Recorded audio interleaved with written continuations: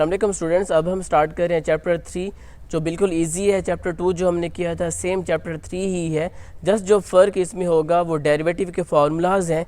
जो हमने चैप्टर 2 में फार्मूलाज किए थे वो चैप्टर 3 में नहीं होंगे, लेकिन जो चैप्टर 3 हम कर रहे हैं इसके फार्मूलाज हम कुछ करेंगे।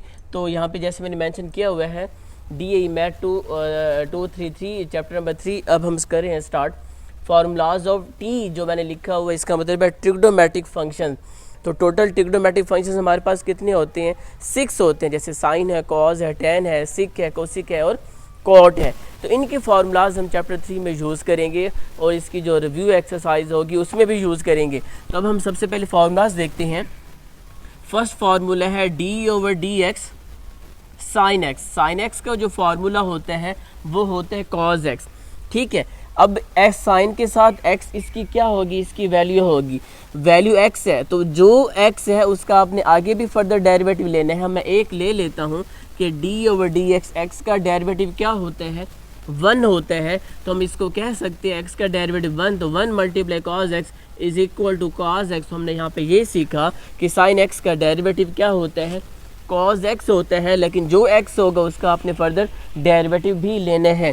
सेकंड पे मेरे पास है d/dx cos x। cos x का डेरिवेटिव होगा sin x, लेकिन नेगेटिव में। तो यहाँ पे भी जो x है इसका मैंने आगे फर्दर डेरिवेटिव लिया हुआ है, यानी d/dx x का डेरिवेटिव होता है 1, जो मैंने यहाँ पर नहीं लिया।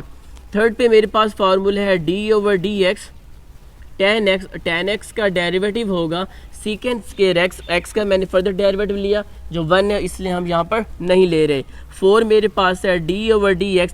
देखिए 3 मेरे पास कंप्लीट हो चुके हैं, तो नेक्स्ट जो 3 होंगे वो मेरे पास इनके रेसिप्रोकल होंगे, साइन, कॉज और टैन के। सिक का डेरिवेटिव होगा सीकेंड x और tan x, ठीक है। ये फार्मूलाज मैंने यूज़ किए हैं जो मेरे पास 4 है। अब मेरे पास क्या है? फार्मूला 5 है। तो 5 में क्या यूज़ हम कर रहे हैं? d/dx कोसिकेंड x, और कोसिकेंड x का डेरिवेटिव होता है माइनस कोसिकेंड x और कॉट x, ठीक है स्टूडेंट। ये फार्मूला आपने याद करना है। 5 हो चुके हैं। मेरे पास 6 जो फार्मूला है वो है d/dx कोसिकेंड हो चुके हैं। लास्ट फार्मूला tan का रेसिप्रोकल होगा कॉट x, तो कॉट x का फार्मूला है माइनस कोसिकेंड स्क्वायर x। ये कॉट x का फार्मूला है। ये आपने ये याद करने हैं सारे के सारे फार्मूलाज, देन जाके जो चैप्टर 3 है आपको अच्छी तरह से समझ आएगा, क्योंकि ये 6 के 6 फार्मूलाज जब तक आपको याद नहीं होंगे तब तक आप चैप्टर नंबर 3 को या उसके रिव्यू एक्सरसाइज को नहीं कर पाएंगे। नेक्स्ट पे क्या कर रहे हैं? देखिए यहाँ पे जो C से फंक्शन स्टार्ट हैं उनके साथ आपने फार्मूलाज में नेगेटिव लगाने हैं, और जो C से स्टार्ट नहीं है उनके साथ नेगेटिव नहीं आएगा। यानी हमने फार्मूलाज कैसे याद करने हैं, किसके साथ पॉजिटिव आएगा और किसके साथ नेगेटिव आएगा? जो फंक्शन C से स्टार्ट होंगे उसके साथ नेगेटिव आएगा, और जो C से स्टार्ट नहीं होंगे उसके साथ नेगेटिव नहीं होगा, ये याद रखिएगा। सेकंड पे जैसे मैंने आपको फर्स्ट पे बताया था कि जो भी यहाँ पे x है उसका आपने फर्दर डेरिवेटिव लाजमी लेना है। 1 है या 1 नहीं है, ठीक है। फॉर एग्जांपल यहाँ पे 2x आ जाता है तो मैं आगे जाके 2x का फर्दर लूँगा डेरिवेटिव, ये याद रखिएगा। अब ये तो सिंपल ट्रिग्नोमेट्रिक फंक्शंस हैं। अब मेरे पास इन्वर्स के भी फार्मूलाज हैं, यानी यहाँ पे इन्वर्स आ जाए, यानी मैं किसकी बात कर रहा हूँ? d/dx sign inverse x। तो साइन इन्वर्स x का जो फार्मूला है वो इज इक्वल टू होता है 1/1 माइनस एक्स स्क्वायर का स्क्वायर रूट। अब यहाँ पे भी x का मैंने फर्दर डेरिवेटिव लिया हुआ है, लेकिन x का फर्दर डेरिवेटिव 1 होता है, तो इसलिए मैंने यहाँ पर नहीं लिया। और ये x कहाँ पे आए? ये जो मैंने सर्कल किया है इन साइन इन्वर्स के साथ जो उसकी वैल्यू होती है वो यहाँ पे x स्क्वायर आएगा। अगर यहाँ पे 2x होगा तो मैं 2x होल का स्क्वायर लगाऊंगा। अगर यहाँ पे बाई चांस x का स्क्वायर रूट आ जाता तो मैं x का स्क्वायर रूट लगा के उसका स्क्वायर लिख सकता था।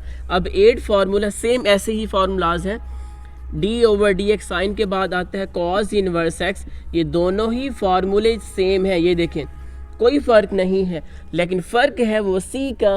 C के साथ जो फंक्शन स्टार्ट होगा उसके साथ नेगेटिव आएगा, बाकी कोई इसमें फ़र्क नहीं है।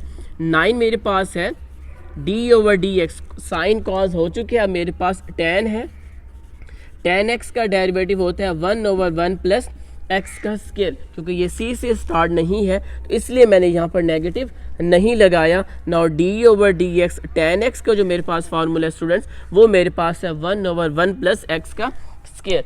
नेक्स्ट हम फार्मूलाज देख लेते हैं।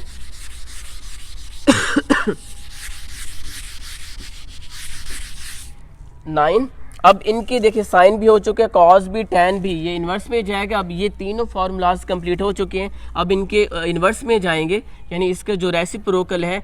अब टैन के साथ टैन का रेसिप्रोकल होता है कॉट इन्वर्स एक्स, तो कॉट इन्वर्स एक्स का भी यही सेम फार्मूला है, लेकिन सी से स्टार्ट है तो यहाँ पे नेगेटिव आएगा। 11 D over D x seek x का फार्मूला चेंज है, वो है 1/x एंड x का स्क्वायर -1 और होल का स्क्वायर। और x जो मैंने फार्मूलाज में लिखा हुआ है, जहाँ जहाँ पे x है वो हमने इसकी यहाँ पे वैल्यू ली है। ये x है तो यहाँ पे x का स्क्वायर, ये x है तो यहाँ पे देखिए x same as it is ही रहा। और लास्ट पे जो फार्मूला है d ओवर dx, ये इन्वर्स में जाएगा। कोसिकेंड इनवर्स एक्स 7 फार्मूला इसके है, ये बिल्कुल सेम एज इट इज़ 11 जैसा ही है, लेकिन सी से स्टार्ट है तो यहाँ पे नेगेटिव आएगा। अब हमने इसको याद कैसे करना है, 7 और 8 यानी साइन इनवर्स और कॉस इनवर्स का फार्मूला सेम है, टैन और कॉट इनवर्स एक्स का फार्मूला सेम है, और लास्ट पर सीकेंड और कोसिकेंड इनवर्स एक्स का फार्मूला सेम है। सिर्फ जो फ़र्क होगा वो सी होगा, जिसके साथ सी आएगा उसके साथ आपने नेगेटिव लगाने हैं, वरना वो पॉजिटिव में जाएगा। अब उसके बाद फार्मूलाज जो छोटे छोटे यूज़ होंगे, एक्सपोनेंशियल फंक्शन का डेरिवेटिव मेरे पास एक्सपोनेंशियल फंक्शन ही होगा, लेकिन ये जो x है इसका आपने आगे चल के फर्दर लेना है डेरिवेटिव, क्योंकि x का डेरिवेटिव 1 होता है, इसलिए चाहे आप इसका फर्दर डेरिवेटिव लें या ना लें। लेकिन अगर यहाँ पे x नहीं है, यानी x का स्क्वायर रूट है, x का स्क्वायर है, तो आगे चल के आपने इसका फर्दर लेना होगा डेरिवेटिव। और लास्ट पे मेरे पास जो फार्मूला यूज़ हो रहा है वो है डी ओवर डी एक्स और log x का डेरिवेटिव होता है 1/x। इसके बाद x का हमने फर्दर लेना है डेरिवेटिव जो 1 होता है, इसलिए मैंने यहाँ पर नहीं लिया। ठीक है स्टूडेंट, तो ये चैप्टर 3 के वो फार्मूलाज हैं जो हमने यूज़ करने हैं चैप्टर 3 में। तो जब तक आप इसको याद नहीं कर सकते तब तक आपको एक्सरसाइज या रिव्यू एक्सरसाइज की समझ